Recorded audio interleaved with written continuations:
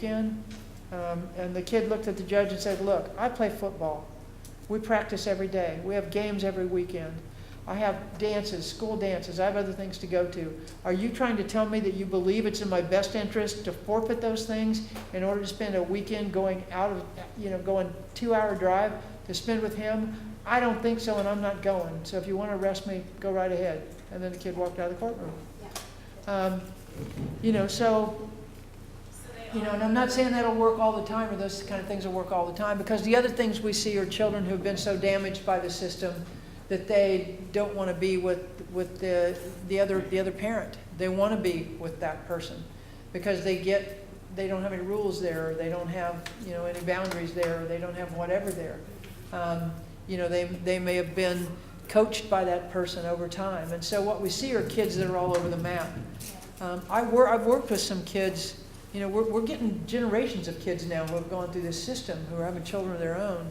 And in my therapy practice, I've worked with some kids who are now, in their late 20s, early 30s, who are products of this broken system, and who lived with, who went against the parent who facts would show was the protective parent, and lived with the other parent. And now that they're older, they're coming into therapy and going, Jesus, am I screwed up? What happened to me? How do I even sort this out? How do I know what my feelings are about either one of my parents? How do I make any decisions? How do I even know who I am or what's right or wrong, because this system twisted so much? And I'm seeing some of those kids. So we're seeing that generation. Some of you who are parents and your kids are older now, and maybe have kids of their own, you can see where they're confused about this as they're raising their own kids. So the answer to your question is, we see kids all over the map when they get older, of what they want to do and how they are and how messed up they are and other kinds of things. I have a personal friend who lives in Boston, and she got divorced from her abusive husband, I don't know, maybe 8 years ago, maybe longer than that, probably 10 years ago. And he had a lot of money, and he's very wealthy, and so he did a lot of things to fight for the kids. There was a boy who is now 18 and a girl who's now 15, and this all started when they were like 6 and whatever the age span would be. And he had never really spent any time with his kids when they were little. And he never went to any of their functions. He never went to their school. He didn't go to their school plays. He was always working out of town. He was never around. And when he was around, he was beating their mother, or he was berating them or hitting them. And so when they got divorced, he wanted visitations. He didn't want custody, but he wanted visitations. And when he was in the area, he wanted more custody, so he'd have to pay less child support, because he was pretty wealthy. He was paying a lot of child support. And they didn't want to go with him. And the attorney for the mom would go in and say, present evidence that he doesn't know anything about them. He doesn't know who their friends there are. He doesn't know what they like to do. He doesn't know what games they like to play. He doesn't know anything what they like to eat. He doesn't know anything about them. He's never been in their life, and they don't want to be with him because, one, they don't know him, and two, they're scared to death of him. And the courts kept saying, you gotta go, you gotta go, you gotta go. And would refer the kids to therapists who would say, you gotta go, you gotta go, you gotta go. And the kids would dig their feet in, and the more the kids dug their feet in, the more the mom got accused of alienation. And like I say, she's a friend of mine, and she's in Boston. So I referred her to people out there that I know to try to, through networks of people, to try to get her some support. The interesting thing about this case is her son just turned 18. He's getting ready to go to college. He just got accepted at San Luis Obispo, to go to school down at Cal Poly. He's a good kid. They were homeschooled because they have a lot of learning disabilities. They were homeschooled, and of course he always objected to that. But here we have a kid who, when he took his SATs, he blew the top out of them. The daughter, who's 15, has mostly been homeschooled, just got accepted for some national program to do with children who are working toward the health field. So these are high-achieving kids. And yet they just went to court. She just sent me the thing. They just went to court a few months ago, and the courts were still trying to control the boy who was 18. Saying that he had to have visitations with his father, because his father was supposed to pay for part of his college. And the kid said, the kid is now 18, so he walked in the courtroom and he said to the judge, so tell him not to pay for it. I'll get scholarships. I don't want his money. I don't want contact with him. I'm 18 years old. By law, you can no longer tell me what to do. But the family court was still trying to tell him what to do.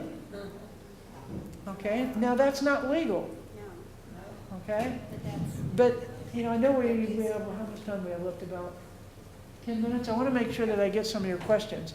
But the point is that the system is broken because somehow the system got into a mindset that people lie.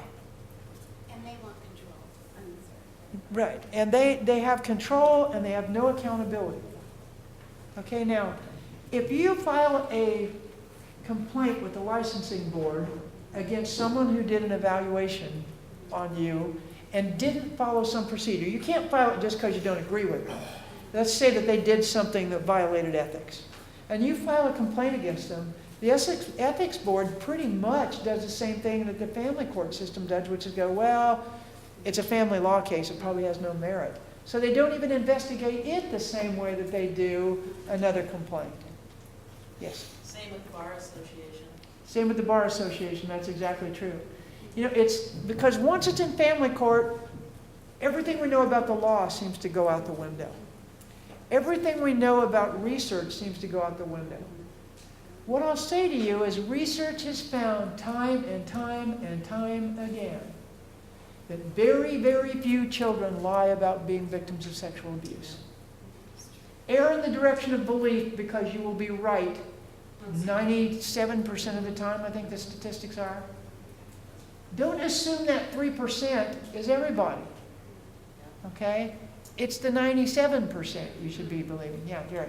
You know, Linda, you know that we've all thought about this a lot, and one of the things that I've often said is that I was active in the women's movement when I was much younger, and you know, we fought very hard to have gender equality, and it seems like gender equality has succeeded in many aspects of our life, you know, in the work world, and you know, even the Supreme Court has a few more women on it. But I said I never felt the iron grip of patriarchy. And the fact that, you know, historically, women and children were chattel, that's movable property, slaves and furniture, basically, under Old English common law. And we're completely the property of the man. And I think that family court is the one place where that iron grip mentality is still operating on some unconscious level. I think it is too. I think it still operates on it. And it was funny because I keep mentioning the Jodi Arias trial. Alice LaViolette, who Jerry and I both know and have a lot of respect for, testified in that trial. And regardless of what your feelings are about her testimony, you know, one of the things that's happened is there are blogs all over the country that are just vilifying her. And one of them I read yesterday said something, because she mentioned when she testified that she does child custody cases. One of them I read yesterday said, you know, she should lose her license, she should never be allowed to practice again. They should go back and look at all of those custody cases that she's done, because the custody system is obviously biased toward mothers, and mothers getting custody and believing mothers in abuse cases, and they should go review every case that she ever did because of that bias.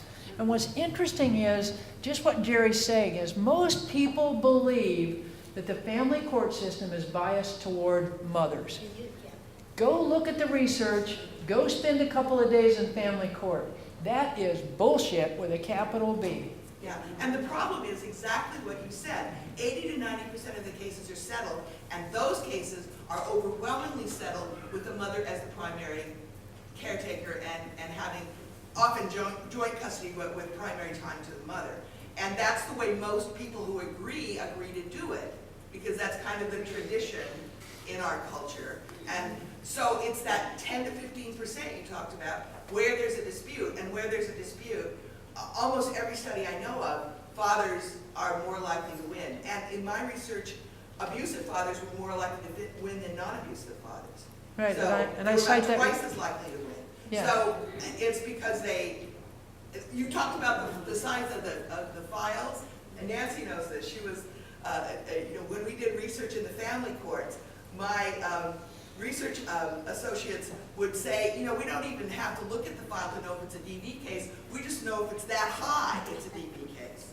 because they come back with all of these trivial, harassing motions of every kind, you know, which bankrupts the woman. We're going to talk about that in a few minutes, but bankrupts the woman and stresses the court. But it's like that bulldog, I'm right, I've got the power, I'm going to show her, I'm going to punish her, and one of the ways I'm going to punish her is taking the children. Right. You know, so it's just, I mean, it's really part of that whole process. And domestic violence is at the bottom of it, I think. Yeah, domestic violence and child sexual abuse allegations are always the big files, and it's just like Jerry was saying, and Jerry's going to be speaking to you in a little bit. It's just like Jerry was saying that the cases that get resolved where people agree, many times, you know, it's joint custody, but it's just like Jerry was saying, you know, the mother may have more time because she already always did. What they tend to do when cases get settled and resolved, those 80%, is they tend to resolve the cases among themselves and do what they always did. You know, if the mother had spent primary time with the child and the father saw the kids more on weekends, then that's what they agree to do. If the father was the primary caretaker of the children and the mom spent more time on the weekends, then that's what they tend to do. More often it's mothers who had more time with the kids. So that's how they settle the case. And if you just look at those cases, you go, oh yeah, it favors mothers.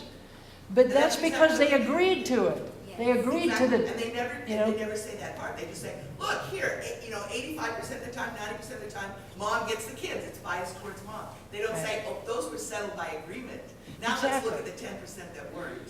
if you look at the contested cases, which are the kind of cases we're talking about, there have been studies in many, many states around the country and other countries around the world, believe it or not, to show that contested cases, which are domestic violence and child abuse, and they often go together, that those cases favor the fathers, that it's gender biased toward the fathers, not toward mothers. You had something you want to say? Yeah, I've been practicing family law for 30 years in Sacramento County mostly, but several other counties as well. And one of the things, and I started out really believing in the system, but one of the things I've seen in my lifetime is there's a couple of backlashes that are going on.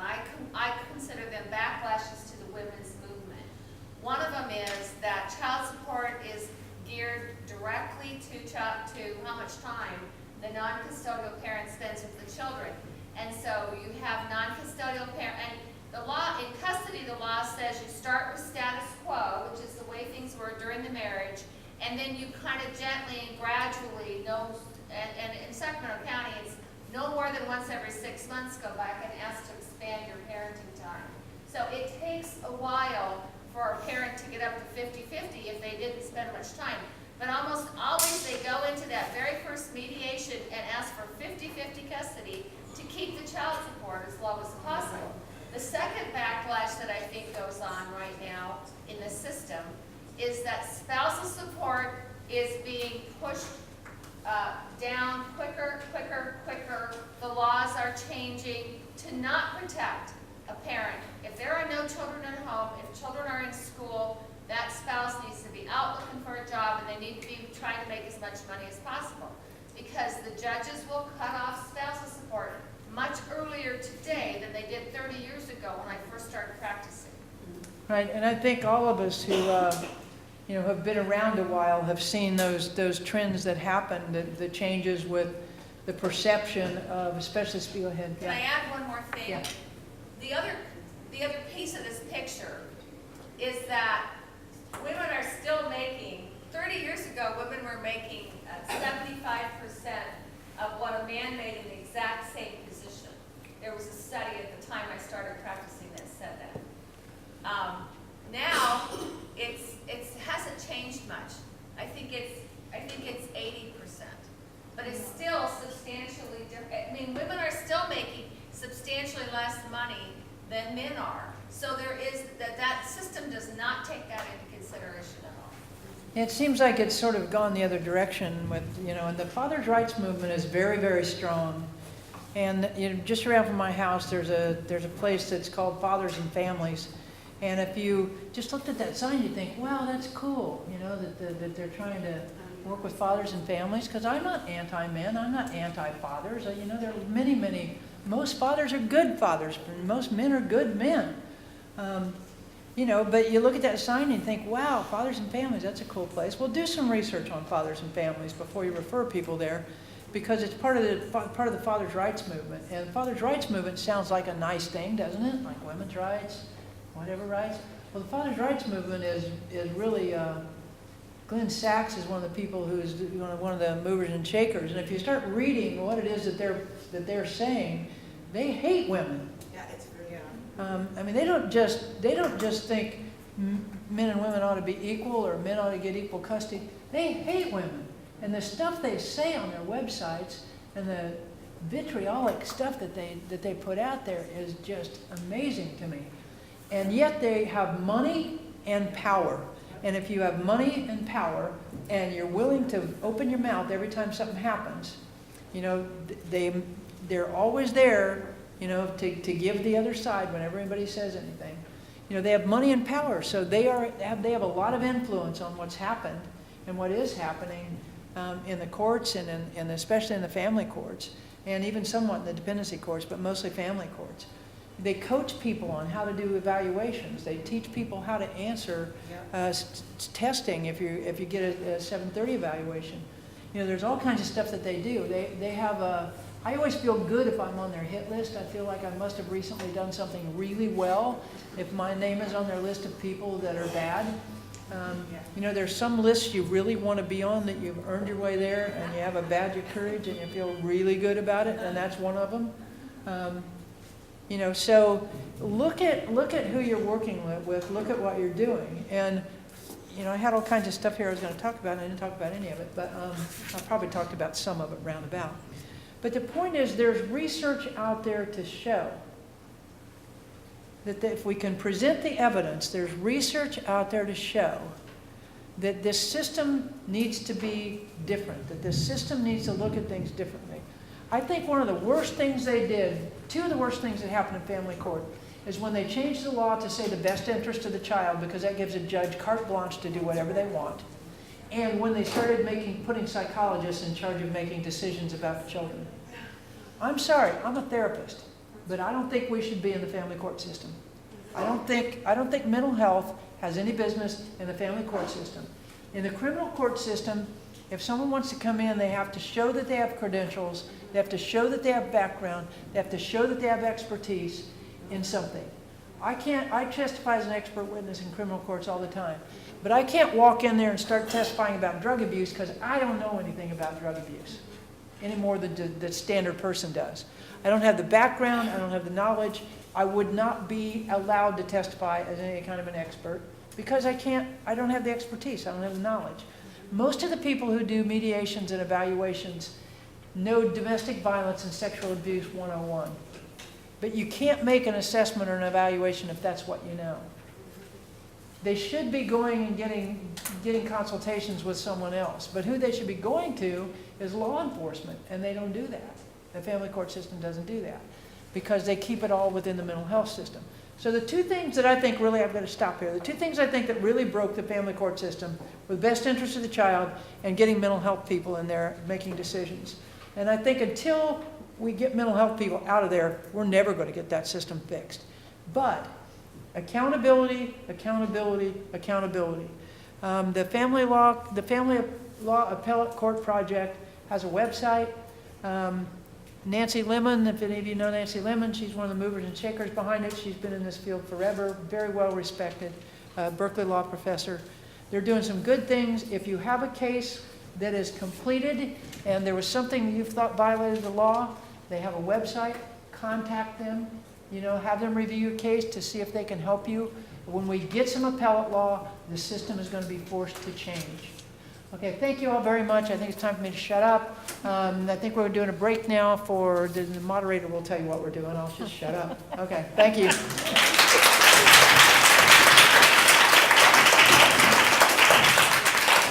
Okay, thank you very much, and especially for your irreverent attitude. I think you've earned it. All right, so we will have a 15-minute break right now, so take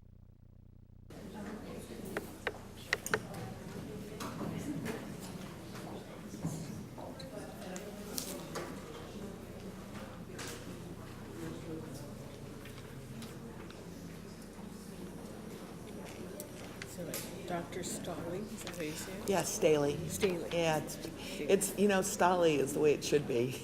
If you learn phonetics, it needs an E. It needs a S-T-L-E-Y, but I don't know, my family somehow pronounced it Stolley, so. I mean Staley instead of Stolley, so.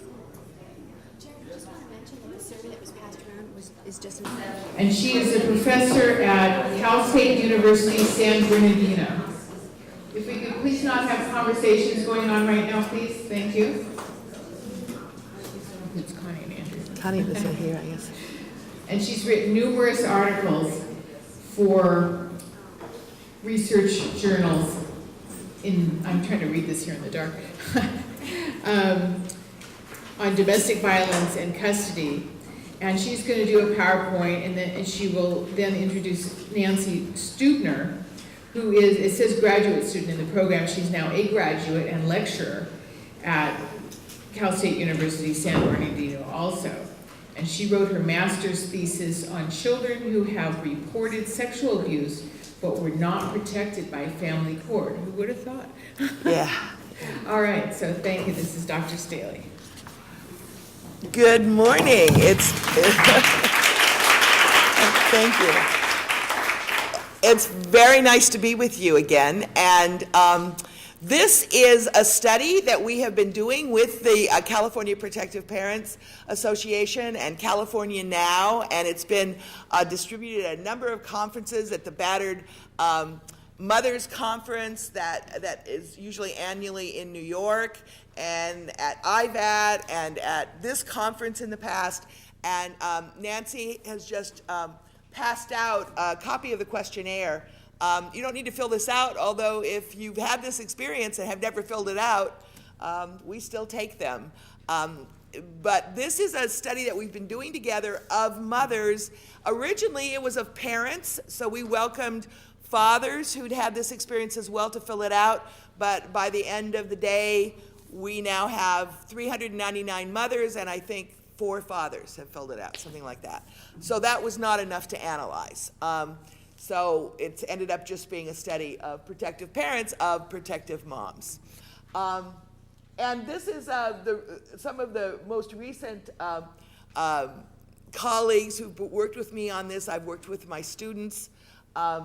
And so Linda Krajewski had a lot to do with updating the slide. She's been doing some of the statistical analysis, and Nancy Stubner is here today, and Nancy did her thesis using this same pool of data. So what we're going to do today is I'm first going to give you an overview, something that we call descriptive statistics, which basically gives you an overview of the most important findings in terms of just the percentages of people that had different experiences and the sorts of different experiences that, that were reported.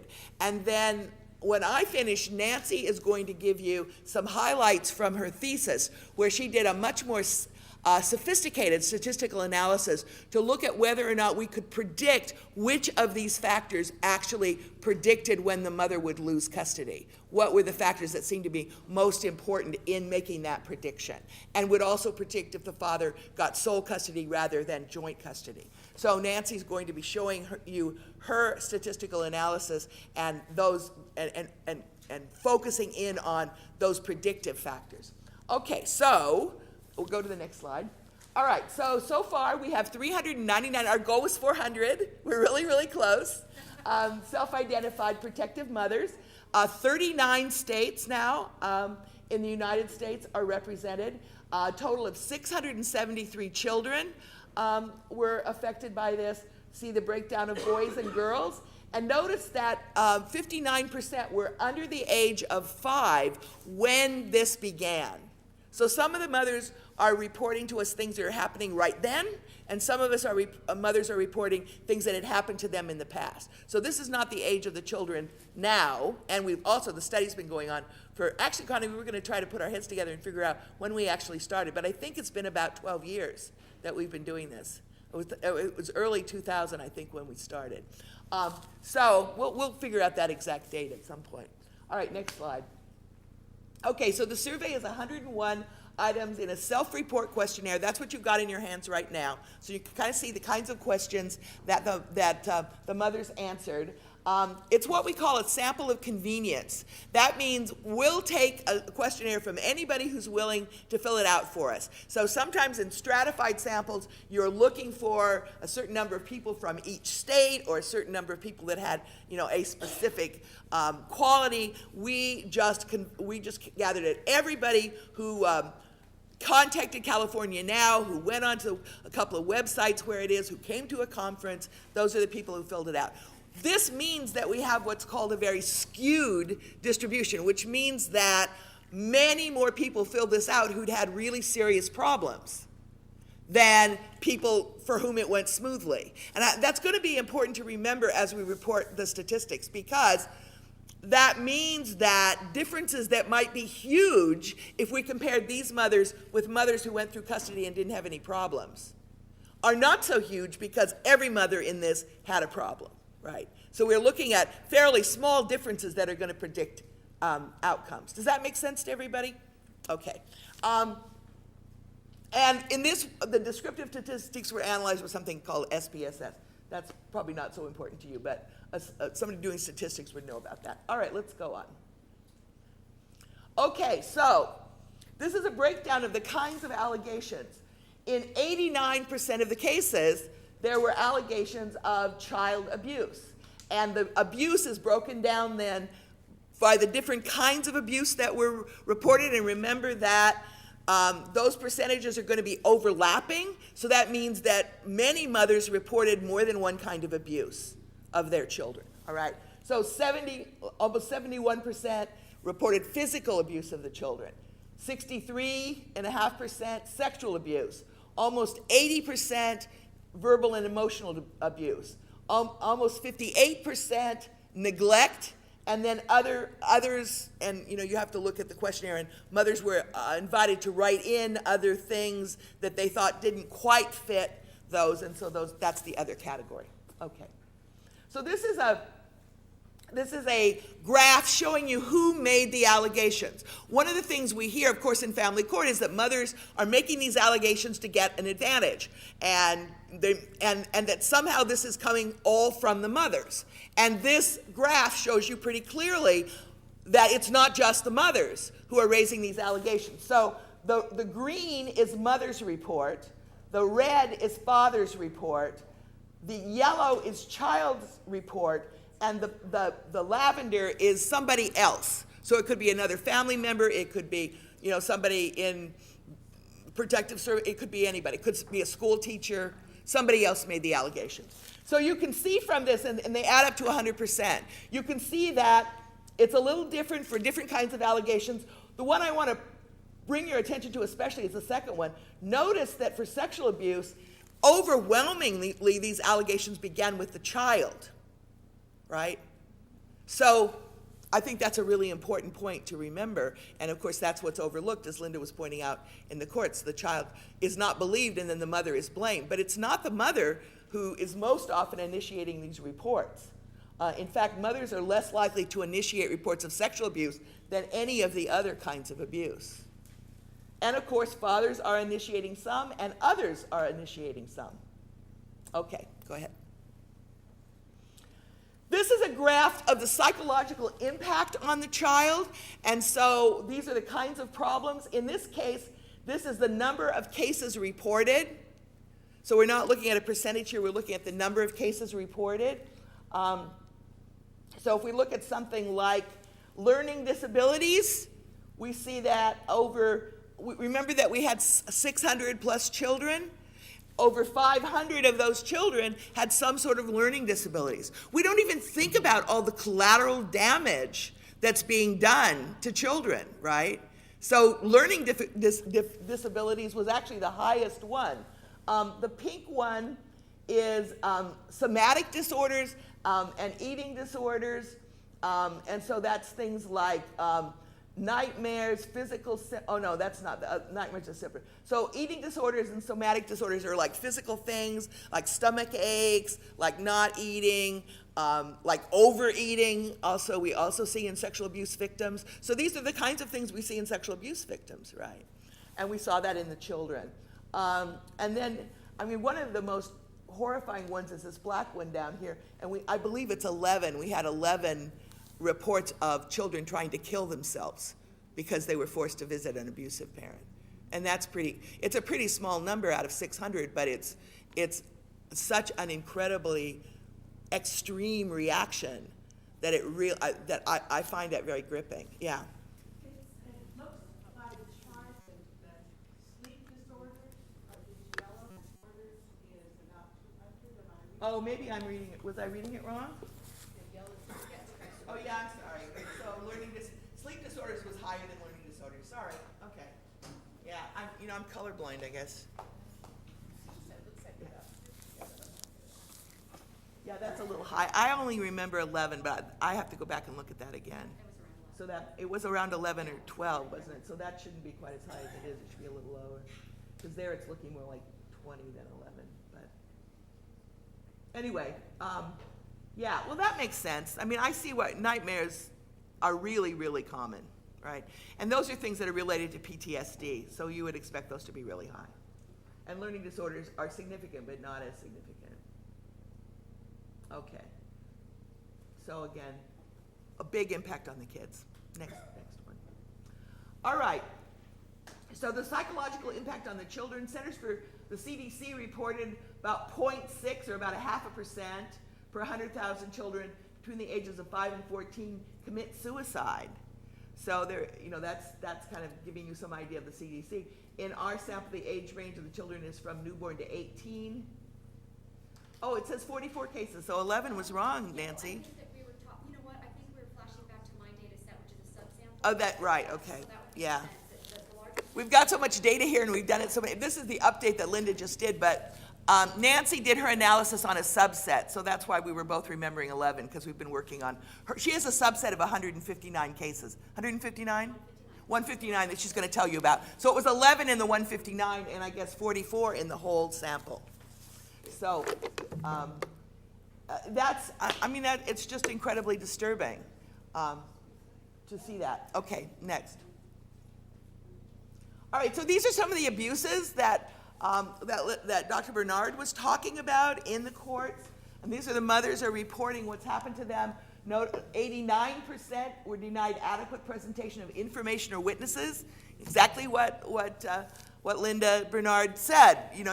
You assume that if you have a witness to your child's abuse, that the judge is going to listen to that witness. Not necessarily in family court. Okay. 68, almost 69% lost custody in ex parte or emergency hearings. Now, ex parte, I know all the mothers who are here know what that is, but an ex parte hearing is a hearing where one of the parties is excluded. It is absolutely forbidden in criminal cases. In criminal cases, it would lead to a mistrial. You cannot have people talking to the judge from one side without the other side being there. That's considered to be a bias in criminal court that is not allowed, and yet it happens all the time in family court. So things are being done, and the mother and her attorney are excluded from the hearing. The judge only hears the other side. Almost 66% were threatened with sanctions if they talked publicly. Amazing. So this is happening to you, and the judge says, if you talk to anybody, we're going to punish you, 62% were advised not to report abuse, and some of these were actually mandated reporters, and I think we have a little graph of that, or maybe the graph was left out of this one. It's the next slide. But anyway, so some of those people were attorneys. In fact, the largest group was attorneys. The woman's own attorney, who's now, if they've done family law for a